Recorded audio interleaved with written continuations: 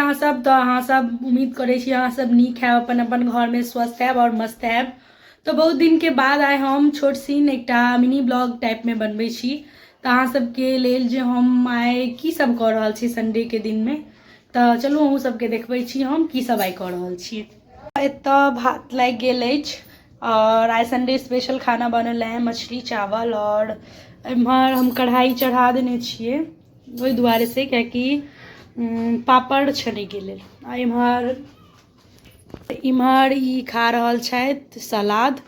तऽ सलाद ओनाहियो बहुत नीक होइ छै सेहत के लेल, बहुत ज़्यादा नीक होइ छै। एते रास हमीटा नहीं खेबै, ओहो खेथिन। ओहिमे छै सलाद में छै खीरा, मूली, टमाटर, प्याज और चुकंदर।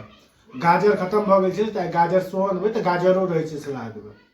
सलाद में अखन इएह चलै छै। ई ओहि दुआरे कहि देलथि कि जे केओ वहम में नहि होय जे ई एते पातर आदमी एते केना खा सकै छै, ताहि दुआरे ई अपन कन्फ्यूजन दूर कऽ देलथि है।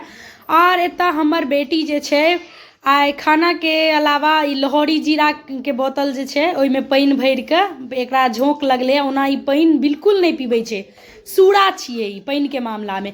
मगर आइ एकर ई छोटका बोतल छै लोहड़ी जीरा वाला, ओकर स्टिकर फाड़ि कऽ फेंक देलकै।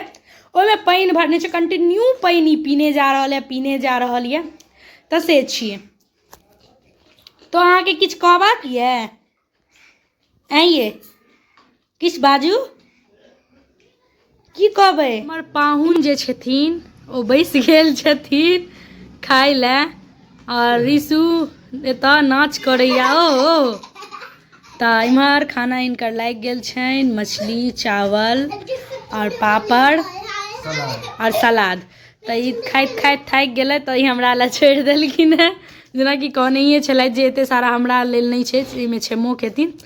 तऽ आइ संडे स्पेशल खाना हमरा सबके इएह अछि, मछली चावल और पापड़। तऽ खा के बताओ जे केहन बनल अछि। केहन छै? नाश्तो करने चलिए है ना, नाश्ता करने चलिए तो कहने चलो बढ़िया बना।